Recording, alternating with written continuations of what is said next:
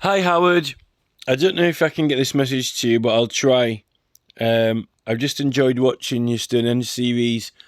I kind of like been a little bit busy the last 2 or 3 weeks, but I did notice that you got a channel and put a couple of promos up, and then I just got distracted because I've been having to do some things for political rights. So I couldn't. There's so many channels to watch now. I've been trying to keep up with what's going on with Robert F. Kennedy and other important things. So I kind of like didn't get a chance to check every channel. And I've also got my other YouTube channel I've got to try and get back up, which I've got a legal argument with YouTube over that, political rights as well. But I wanted to just talk about this because I kind of like want some sort of opinion or discussion on it, because no one really talks that much about the north of England unless it's Scotland. I mean, there's so much on Scotland. I mean, Before Caledonia is just doing videos nearly every day about different Scottish sites. And there's a lot about Welsh sites. Now, I did actually make a request to that Cambrian Chronicles channel.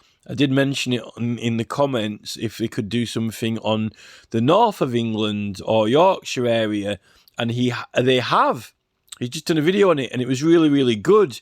And I'm not criticising him at all, because I mean, it can only go on what information that there is. I mean, all the information and names that we've got verbally recorded or any archives are all from Roman records, or the kind of like sort of Arthurian period. So all the names and words we've got, we don't like we say they didn't really write anything down, but I think they did write things down, and I think that Howard Crowhurst's area of study, that's their writing. Because I mean, I was going to ask Howard, Howard's there with the, and you have to ignore my last video because that was kind of like ended up going into politics, which he didn't really want to go into politics. But, Howard's give a presentation with all these complicated mathematics on the presentation screen relating to the ancient sites. And, but he's there kind of teaching us it. How did they, I wanted to ask Howard firstly, how does he think that they learned it and taught it and wrote it down? Did they draw it in the chalk? Did they draw these things in the chalk, in the sand, and then just wipe them away? Or did they tie twine between trees like at Woodhenge? Did they put lengths of rope or twine and move them around? A little dowels like version of it to work it all out and calculate it. That would be interesting. And then, obviously, maybe they just had better memories even back then. Maybe all this modern toxic food has really made our mathematics rubbish, and maybe they just verbally did it and could hold it in their imagination, like the lines and the imagery of it, through verbal communication, and then it in their language that they used, it struck the illuminations to just hold it in their mind. They definitely, like you say, this was thousands of years before even the Greeks and Pythagoras, so they've been kind of like hiding a lot from us, really. Which basically that's strong evidence that a lot of the other things that they said about us, they might not have understood it, or it was lost, because you don't build those sites and have that knowledge if you're just fighting on wars all the time. I think a lot of those are like sagas, in a way. I think a lot of those laws or the memories of those wars, a lot of those memories of the conflicts and wars, regardless of whether they found battlefields or not, is mainly like exaggerated and almost like Shakespearean to make it sound more brave and so forth. Because the majority of the history that we know was based on trade, moving a lot of flint or axes for cutting trees down, pottery, all these things. There is a normal life, And I think that the focus on, the war songs or the victory stories and so forth isn't even the half of it. It's not even, a tenth of it. I think it's even less than a tenth of it. I think that it's like now in the news, you only hear about the stuff you don't want to hear about. I mean, who wants to hear about Harry and Meghan? Who wants to hear about that? That's the thing. All these wars and battles and all these chronicles, no matter what happened, it's literally like, Harry and Meghan, Harry in a helicopter, Harry going to Afghanistan. There are other things happening, normal things going on. But anyway, so what I actually wanted to talk to Howard about is our site here. Because when you look at the megalithic map I know there's a hell of a lot of sites being ploughed out by farmers, and there was a lot more tumuluses and barrows, and we don't know how many more got ruined and spoiled, right? But still,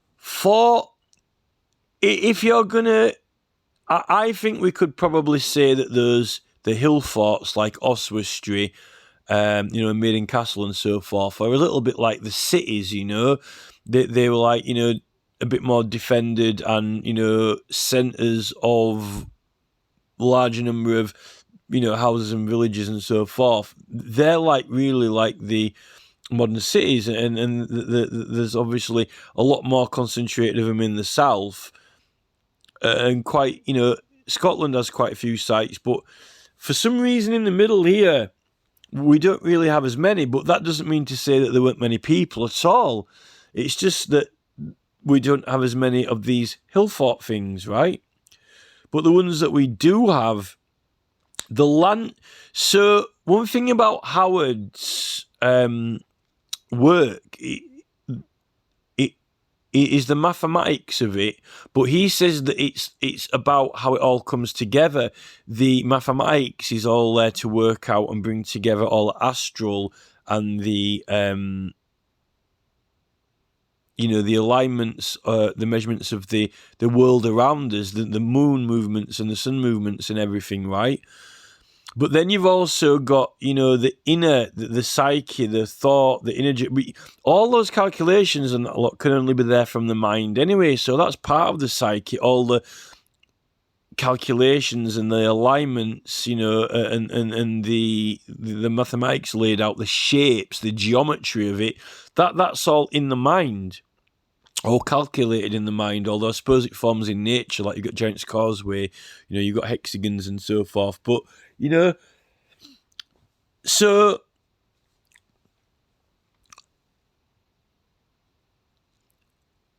there is that magnetism force as well, and we know that the poles of the Earth haven't always been in the same place. They've moved and changed over hundreds of thousands of years. So the altitude of different places also is important. And on our island, if there's like a relief map going around that shows that Italy is almost like got these mountains going all the way up the middle of it, right? But although they're not as big as the Alps. But then in England, I should actually get that up, actually. It would have been a good map to put on there. But on the British Isles here, Wales is hilly, and then Dartmoor, and then our area here, the Pennines, which is the right-hand side, top, the middle part of the England there, where that point of the triangle is. And then you've got all Scotland, Actually, from the prehistoric, funnily enough, the Lake District, Cumbria, it's called the Lake District, but in the prehistoric maps, there was more larger bodies of water here in the Pennines between Manchester and West Yorkshire than there was in the Lake District, even though it's called the Lake District, funnily enough. But they're not there anymore. I don't know whether they got drained off or for whatever reason, or just, through the change in the terrain. But there is our area here we've got these moors, and then all the water starts, going into streams and rivers, and then goes out to the sea at Hull. So it's a place where the rain falls, gathers, and a river starts, and it flows out to the sea, right? And there's something very, very, very unique about the sites at Newgrange, North and Dove, because they are almost they're almost in exact alignment with our site here. But they're a lot closer to the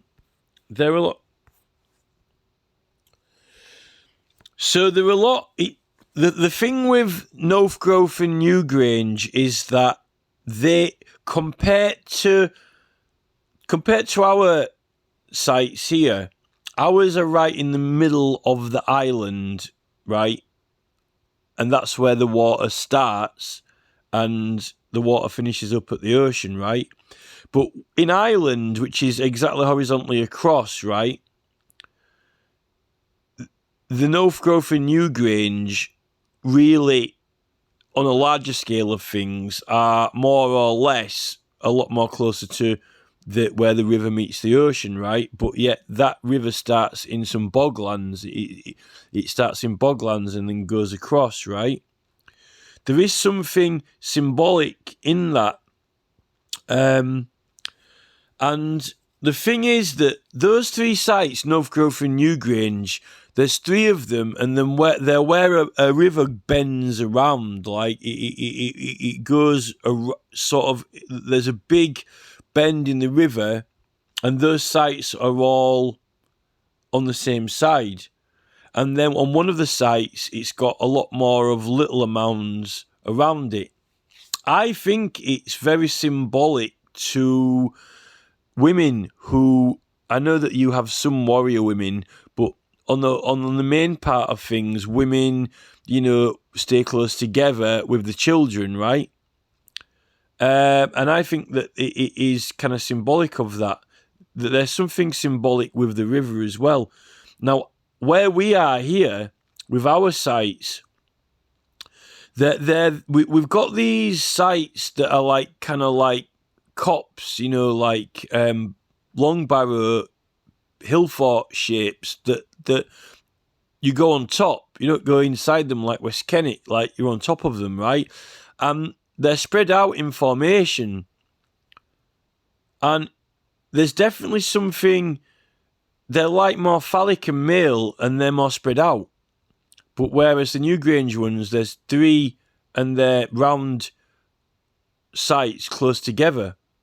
And there's definitely some symbolism in that. I don't think it is a coincidence that the rivers are very, very, very significant on this longitude and latitude, and the fact that one's towards the end of the river, and then the other one's at the start of the river. There's some like male and female. Also, if you think of England being more phallic shape of a male, and Ireland itself being more female shape round, like the genitals, there's something in that as well that aligns to that. Now, what has that got to do with Stonehenge? Well, sorry, it's not Stonehenge actually that I've got these lined up to. So the alignment that I've got here, that line that goes pretty much straight up the middle of England, right? It doesn't go up there completely and totally exactly straight, but it depends what you mean straight is. So the thing with the lowest marker I've got here, it is at Silbury Hill, which is next to the West Kennet Long Barrow. And the thing is, the very, very, very interesting thing is that Silbury Hill had some water around it at one point, right? But it's meant to be man-made. Now, the height of Silbury Hill is very, very important because it's meant to be 40 metres high, but it's only got a very, very small space on the top of it. But it's next to West Kennet Long Barrow, which is a long phallic shape, even though you go inside it, right? And it was open at one point for a long time to go inside. It's not like completely sealed off site. I think that it was for inner journeys, psychedelic inner journeys, and I think that why do you associate, the remains of the ancestors with that? Because I think that they believe that they communicated with them and they preserved them, and that's what the relics are. And part of the spirits and speaking with the spirits is all tied in with that. And you can follow that back from Africa, from the burial mounds in Africa, where they just covered them up. But something happened. There's something to do with when you cover the remains up completely with a mound, which they had in Africa, that's passing over to the other side and you're not coming back. But when you can go into a site and then go to the other side, but then come back out again, that's like, you can go over to the spirit and come back out. Now, why can't you can do that, you can do that in the open. You don't have to go into a barrow, but it's symbolic and representative to birth, to where do we come from before we were born, or where might we go to, or where might people go to when they die. This is the thing. When it's completely covered up with no entrance or exit, you're not coming back out again. But if any of these sites were open and in use, then you can go over to those sides and come back out,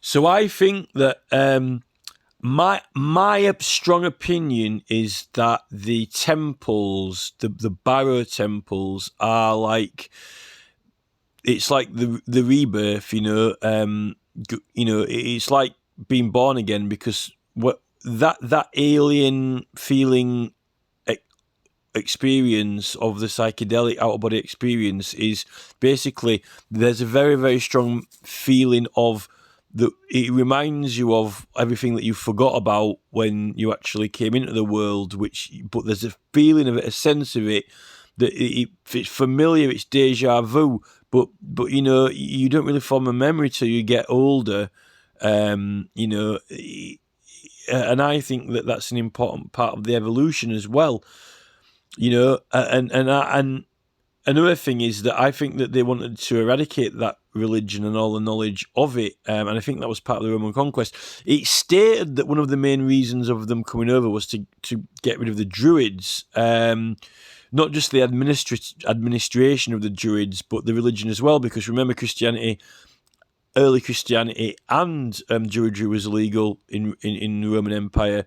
They wanted to get rid of it, and I think a lot of the sites were destroyed and ruined, possibly to get rid of all that knowledge of...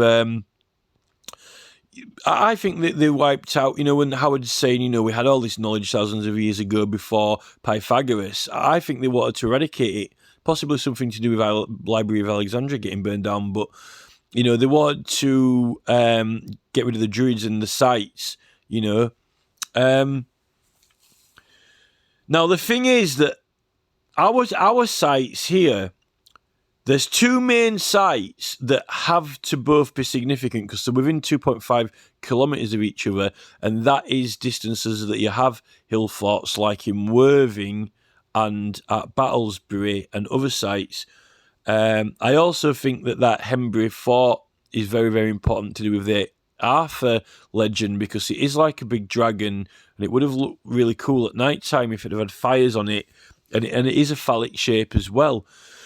But the thing with that, when you consider the whole landscape of the Henbury Cross Hill Fort, it's huge. The area of that site, without not just the hill fort part on the head of the dragon, if you agree that that's what it is, it's a lot more bigger than Maiden Castle. And our site here, the landscape of where this mound is that we've got, that's also 40 metres, the same height as Silbury Hill, is that the entrance into that valley is like the shape of Bella Snap or a court tomb, like Newgrange, but on a massive scale. And the position of where the hill fort is around the if you enlarge, West Kennet, it would be where the central chamber part would be. And also, the Henbury Hill Fort, if the big dragon is phallic, it's almost like the feminine opposite of that, which is interesting. You see, this is the part that Howard does all the numbers and the angles and the mathematics. There's a natural form, meaning shape to it all with the male and the female, which is where you get the whole sheen and the gig and everything, and then but all the animal forms as well. We know they like the animal forms because they had those instruments that used to rattle. They used to blow the horns but also make a rattle, like the boar, the animal trumpets and so forth. They've got a name. It begins with C. Is it Carynx or something like that? But it's really, really, really, really significant that one of our sites is like it's an enigma because it never got recognised as a hill fort, but it's apparently too big to be like a tumulus. But it's the same height as Silbury Hill, but it's got a lot more area on top of it than Silbury Hill because it's actually a little bit more like a hill fort area on top. But it's like a Liberty Cap kind of teardrop shape, and it's not far off the magnetic pole, but it doesn't face to where the magnetic pole is now, but it could have faced towards where the magnetic pole was at some point. But it's an enigma site, but so is Silbury Hill. So is it symbolic? Was it hill fort? It's too big to be a burial mound. It was there, but it was made use out of. It's so close to the other site. The thing is, the other site is long barrow shaped, but it's huge, right? But you go on top of it. But them both being near each other or next to each other, it's too much. It's more than a coincidence. It's not just a coincidence that Silbury Hill's 40 metres high, but then next to it you've got West Kennet Long Barrow, which is a long barrow form. Then ours here is that it's 40 metre high, right? And it is Liberty Cap shape, and then the other site location is like long barrow shape, but you go on top of it, not inside it, right? And the prehistoric maps show that it used to have water around it. There's a little stream now, but it used to be all water. And there's a town near it called Merfield, which is Mer is like water, the ocean, in French, Le Mer. Like if you are like a sea field would be somewhere that flooded, And that Silbury Hill place is saying it had water going around it at one point, although it's not. West Kennet is meant to have been there for a lot longer. But when I line them up, right, it goes straight up the middle of the country like that. But the odd thing is, I've been seeing some very, very interesting symbology with just the river, the whole altitude of the river, and the fact it goes from the middle to the coast. And in Ireland, it goes from the middle to the coast. And then you've got these major sites on it, like Noaf, Newgrange and Dove. And then I'm like, these are really feminine shape because they're like round, and then you go inside them, like, and then, but also one of them's got the kids around it, right? And ours is, it's more like they're elongated, but they're spread out further apart. It's almost like, men spreading out and going hunting, But when you get these sites together, I know there are so many sites you could line up, right? And Howard's like, well, all these sites, Marlborough Hill and the others, but these particular ones have got something in common, and that is that Silbury Hill is a bit of an enigma. It is 40 metres high. We don't really know what it's for. It's not a hill fort. Is it just to have a view on, or is it just there for a marker? Ours is 40 metres high, and it also is a bit of an enigma. It's a little bit of an enigma because they say, oh, this is a hill fort, like Oswestry, although it's got a shape to it that points in a direction that is perfectly aligned with Oswestry on one of... Oswestry has got a point in a direction to it, and when you scroll on the map at the same thing, they both point exactly the same, right? Although ours doesn't have walls around it like Maiden Castle or Oswestry, it might have done, it could have done, we don't know. The Romans did a hell of a lot of messing around with the earthworks all around Dorchester area, around the city and so forth, so they could well have easily smoothed it over into a hill, or it might have just been like that anyway, if it was like Silbury Hill kind of symbolic, it's not nothing, and the fact that someone knew something about it, that it was significant. And the thing is, before any archaeology could be done on there, like at Castle Hill with Varley, it got built on top of, and no one really... It did have a name, the Warriors, and it was mentioned and talked of, but it just got built over and on top of, and the landscape spoiled by Imperial Chemical Industries and so forth, and a lot of royal activity going around there. They wanted to bang the hill, the tower on the hill, and the Labour Party was formed, and then it ended up getting industrialised, and then, King George is popping up, signing the, visitor's book when it opens, the Imperial Chemical Industries, and then the next thing, that's 1954, Queen's coronation times perfectly with, and then, we're all the sperm counts dropped by half, and we're all getting toxic food. There's something, these people know things, just like, they knew all that geometry and the mathematics of it, but they weren't letting on that we did. And then, the Greeks and Romans took the credit for it and then just said, oh, we're just warring and fighting all the time. They're not intelligent people, I think this shape here, this right angle shape, is important because Howard Crowhurst's been pointing out that these triangles are really, really important and significant. And I know that he's drawn loads and loads of different triangles out on his other videos, but this particular one, you see, I've been looking at the Newgrange sites and our sites because of the river and because of the male and female symbology.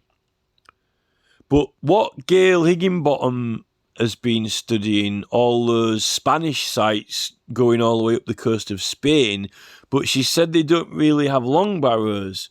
So why did they start doing long barrows? Although, that Sphinx with the feet out always makes you think of those Irish court tomb shapes in a way, I guess. But, there's definitely something going on with the fact of them they will have known about, if you're saying that, it was a secret, this megalithic yard was like a secret measurement, then I think there was a lot more secrets, like, the knowledge of magnetism when they're, banging bits of metal together and noticing that, shards of metal, when you put them in a cup, notice that they, all float to the same direction, magnetism and so forth. There are all those things as well as all other, like the Ryman's hypothesis being on, like Stonehenge, Newgrange entrance stone. The problem of it, you can't measure nothing with something, or if you've got something, you can't have nothing when you're trying to find like this point in the Ryman's hypothesis, when this minus point that they can't calculate it out, because to have something, you've got something. You can't measure nothing with something because it's, and also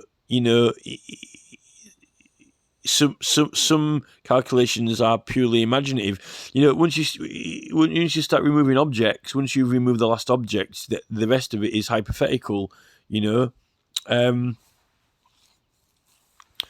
I absolutely definitely think that the 40 metre height of Silbury Hill and the 40 metre height of ours, and that line there, and then it makes a right angle to Newgrange, is from what Howard said now, that is very, very significant measurement, and the sites are significant as well, I think.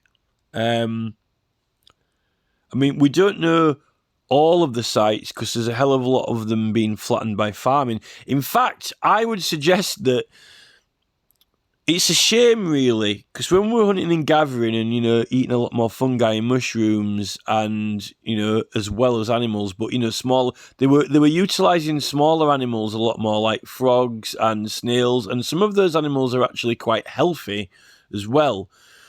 Once they got us all to start eating this corn and farming and not travelling around and not really being that knowledgeable or intelligent serfs or whatever, I don't like it because firstly, you're getting rid of all the trees in the landscape, and fair enough, you've got a lot more visibility sight. They can see things more when trees are being cut down. But I looked at one of the other channels did a video, I think it was on a Facebook group, did a video of where all the axes have been found. And there was all the axes from this site in North Wales were found, and the majority of them were found in Norfolk. And they're like, why is there more in Norfolk? Because we're cutting more trees down in Norfolk. And I think that, why didn't they find any in other certain areas? I think that they would... I don't think you find that many, because I just don't think they'd chuck them away. I just don't think they'd throw them away. I think that they would, once they got blunted, it was so rare and valuable that they make them into other things, like even into ring coins or money or whatever, or other objects. That's why you don't find as many blunt ones, because they make them into something else. And because they've still got a value.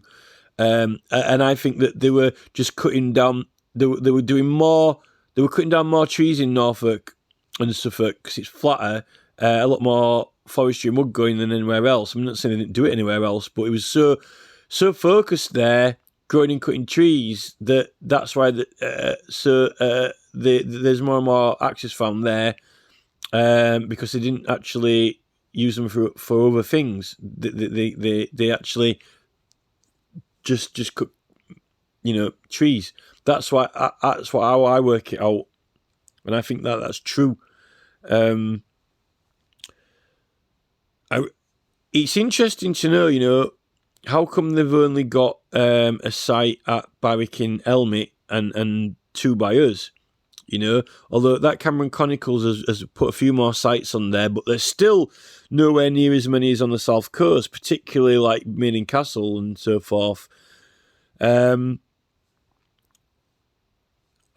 think that if Howard Crowhurst, if they've got all this mega mathematical ability and knowledge, thousands of years before the Greeks, there were other intelligences that they had as well. And if they would go out of their way to build all these things for measurements and for plotting and travel, then they would bloody well make use out of it to travel. And, when they're traveling, and all we get, the best we get out of them is, like the Star of David and the three wise men following the star at night. That's all we get. And all these calculations are a lot more complicated than that story, I think that, all these sites were very, very, I think they were very proud of them, and they were very meaningful, like all the waves on the side of the hill forts, the symbology in that, and then some of the animal farm sites, and, like the White Horse, and all of it was, it meant a lot, and it was special and sentimental, and also a thanksgiving to the planet and to nature. All we get are these stories of warfare and fighting. That's all they want to talk about. It's a little bit like now when all we get on TV is Strictly Come Dancing, or all people want to do is sit on chairs and face the watch someone a show or something. It's tragic. All Mr. Beast wants to do is knock out chocolate bars. Or all YouTubers want to do is, get the prime drinks on the shelf, and this is it. my opinion, the worst thing that could have happened, because it's clear that, thousands of years before the Greeks and Pythagoras, we've got all these complicated mathematical calculations. I don't think that we needed the Labour Party for any of this technology we've got. I mean, most of the technology has just been done by people doing experiments at home, Louis Pasteur, or in labs or whatsoever. It's true that you need industry, to make, laboratory equipment, where do all the beakers come from and the Bunsen burners and so forth. But I still don't think that I don't think it would have hindered the science and the discoveries and the progress, if, everyone didn't need to have a computer in the house. Everyone didn't need to have a TV. And then after the things, get superseded, the records and the MP3s get superseded by the next thing, for the amount of waste that we've got and for the amount of excess things that we've got that are in the wrong places and not going to the people who really, really, really need them, and the food to people who are starving, and the amount of excess trillions that these people have got, we've just been doing too much, really, and it's the Labour Party's fault. I think it is the fault of the Labour Party. We didn't need chemical. There's a lot of crap being made now, like plastic shit, just for the sake of it. And I buy it myself. I really don't want it, but I'm having problems stopping. So you can't expect, Pizza Hut to just suddenly stop. Because, but they're not even trying. That's the thing. That they're not even contemplating trying. At least I can acknowledge that I'm having difficulty stopping because of the influences around me. And, some of these people who say they've got a really strong willpower and so forth. I mean, look at RFK. I mean, at the moment, he's one of our only hope. He's like the it's like Star Wars, A New Hope. It's like RFK. He's like A New Hope or something. But he's been talking about all his, he was taking drugs when he was younger. But then he said, oh, yeah, but I've had an iron will and everything else, and then been really successful, and he's a professor and so on. Well, yeah, but if he hadn't have been RFK Jr., and if he, hadn't been involved, in the White House and, presidential assassinations and that lot, then he probably wouldn't have even ended up on drugs as a kid, and then he wouldn't have had those problems anyway. So it's almost like, and then he's talking about needing security. I mean, normal people don't need security. Normal people don't need security. It's not normal. It just gets more problems. Okay, he's going to save the world. He's going to be the next president, and he's going to do good things and stop the industrial military complex. But if everyone didn't have too much and didn't seek too much attention and so forth, then we wouldn't. None of us would have these problems. This is it. This is the problem. But a lot of these devices now are completely throwing us off and diverting us attention from what we should be focusing on.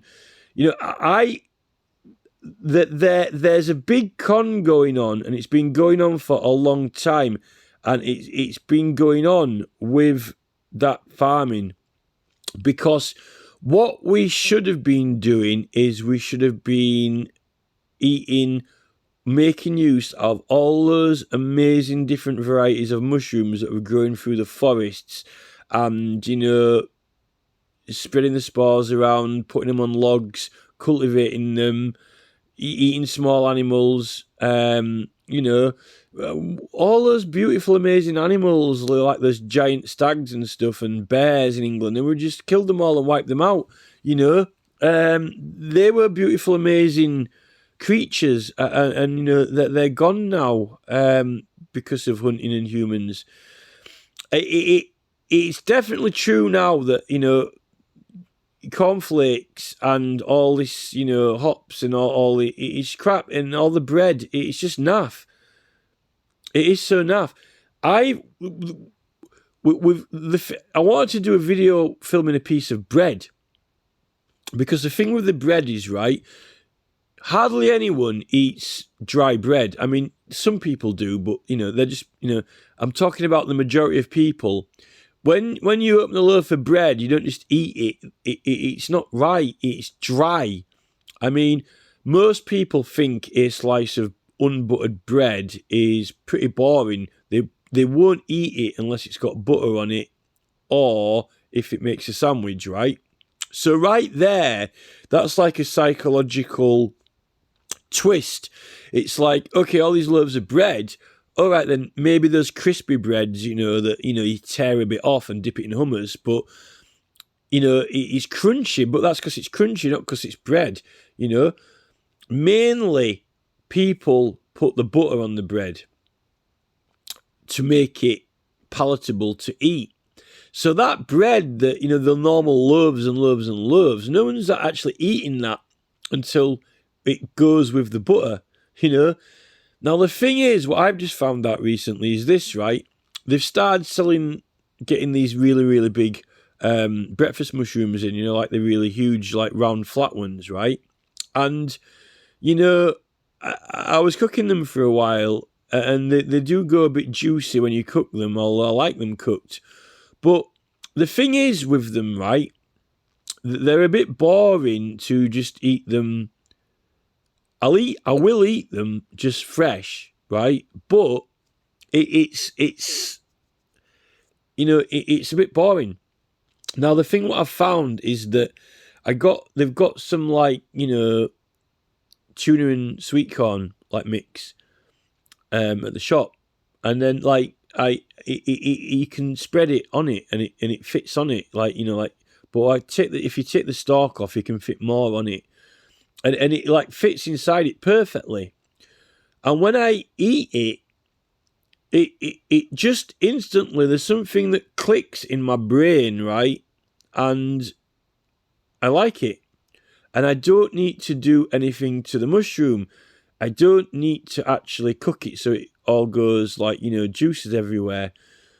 It actually suddenly, by putting a filling onto it, when I bite into it, it just seems right without having to cook the mushroom. And I realised this is what this Channel 4 programme, there's a Channel 4 programme, I should find it, I think I've got it in the playlist, on one of the playlists, but he was saying that, actually when you really, intellectual people, when they really study what they're eating and the flavours of it, they're actually just liking the taste of the fats or the taste of this or that. And then what you find out when you think about what you're eating and the separate constituents of it, when you get down to it, you actually find out that really you don't really like it. And like some of these like flavoured meats and so forth, most people don't even want to, like, they want to roll their eyeballs and go, boring, and they just want to switch off, or they don't want to have to think about that really, because what happens is they don't want to face the truth.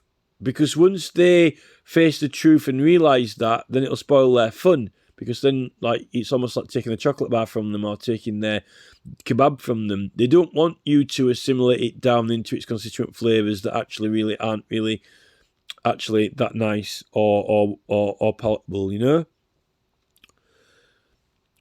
But that's the thing with the bread. Why are we eating it? No one eats bread. They eat bread with butter. And what's happening when you put the butter on it? You're adding more calories on it. And why do you even need the butter? Because really, we shouldn't really be eating the butter because it's extra calories, I mean,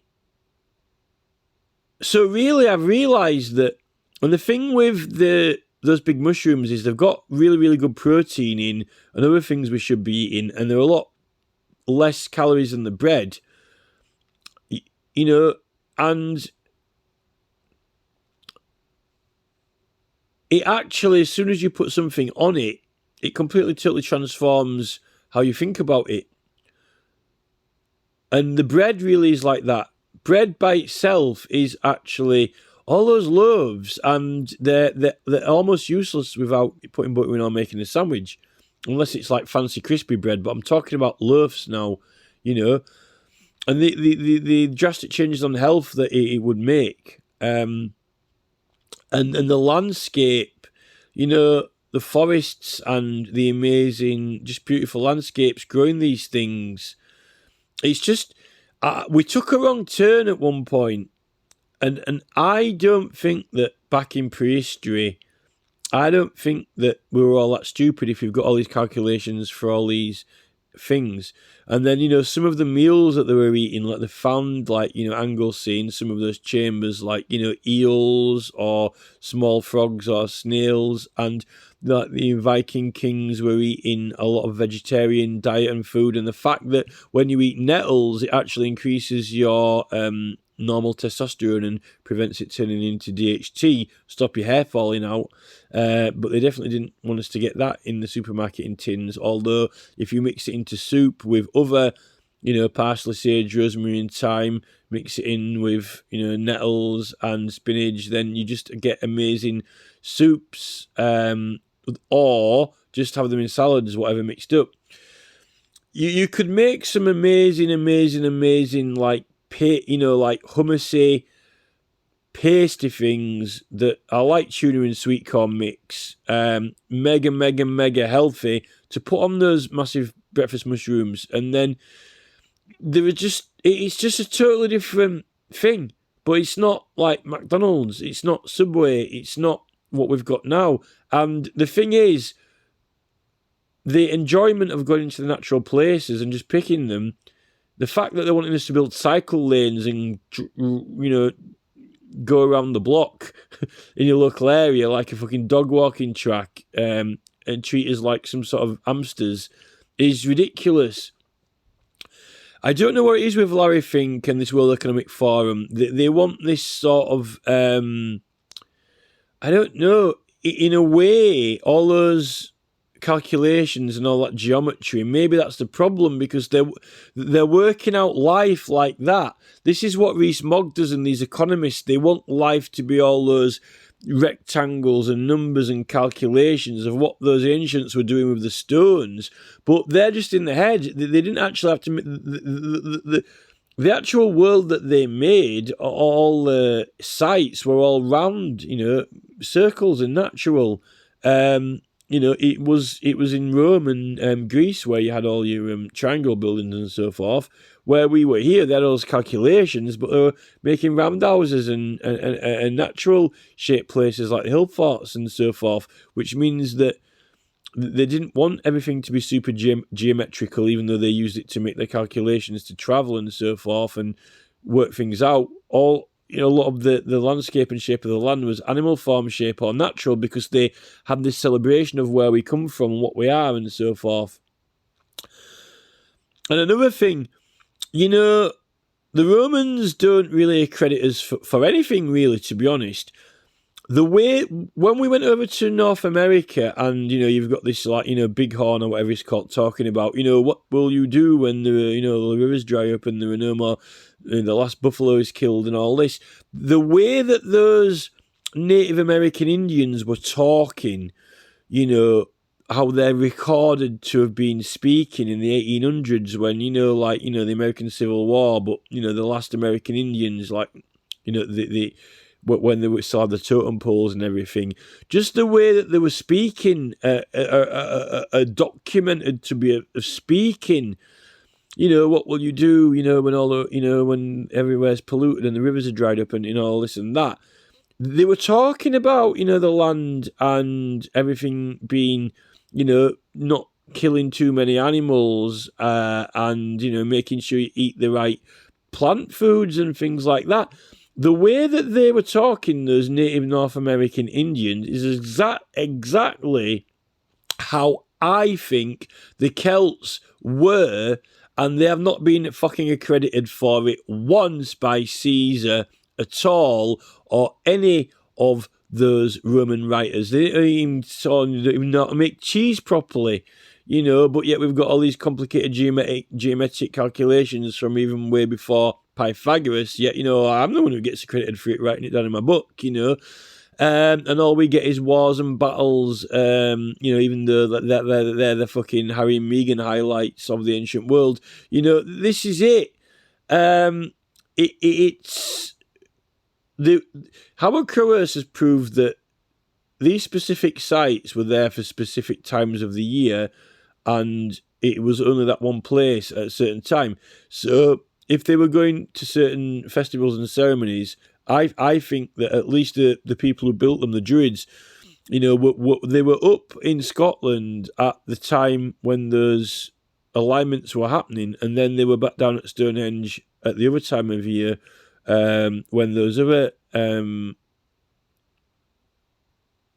alignments were happening, and then they might have been even over in Ireland, because to like I've said, to use that alignment and that knowledge to travel and guide, you put it to use. And what happened is when the Romans came over, they killed all the Druids. They wanted to eradicate them, not only because they were in charge, but they wanted to destroy that religion. It's written. It was one of the main objectives of the Roman army, and that's why I think there's some discrepancy around our ancient site here. It was either massacred or spoiled to deface it, and there could have been some New Grangey places as well. A lot of them have been ploughed out, or if there weren't any here in the middle, I think this possibly could have been a meeting place. I mean, Stonehenge, right down at the south, is kind of a little bit far away from the rest of the islands, for meeting. I think that they came to meet more in the central, maybe even the Isle of Man. But there's that Corn Valley Cairn and some other places. There's a lot more sites that have been demolished and ruined. I think that likely the ones that are left, I don't think it was just these oak groves or these sacred tree groves that the Romans destroyed. I think the West Kennedy sites and the Belasnappy sites were these ancient religious sites that they kept onto from the prehistoric people, and they're what they destroyed. And I think we're lucky that we've still got Newgrange, Noaf and Dove and West Kennet. I don't know why West Kennet's still there when it's so far near the south coast and near Dorchester, where the Romans were in all over the place. I'm not sure. I don't know why that is. Maybe compared to some of the other ones that were bigger, that wasn't as big, and it just lucky that Arthur Stone and some of the others. What's left is what's left, basically. They're the ones for whatever reason of being in the wrong place in the wrong time or the wrong whatever. That's what's left. And we don't know to what extent they were absolutely everywhere, but it doesn't seem like they were absolutely everywhere. I think that there was a lot more credit to these people for long distances and travelling around than what they're being credited for, particularly when Crowhurst's coming out with all these longitude and latitude alignments as well, and now we're seeing, migrants coming over it was probably a lot warmer weather as well back then, summers were warmer, and now we've got migrants coming over in dinghies by the boatload, so it just goes to show. But that's my opinion anyway, and I'm a bit annoyed with no one seems interested in protecting our ancient site here at the moment that's been purposefully targeted and attacked. That's what pissing me off. And in fact, in a way, the prehistory guys say that really Newgrange has been massacred and spoiled. It didn't look anything like that. It's all been concreted over. They're a bit of, the thing with the royals are, they're a little bit like giving you the donut and saying it's a gift, but then it rots your teeth. They're like, we've got Emily Moore Mast, we've got this big transmitter, it's a big fancy thing, big celebration. They like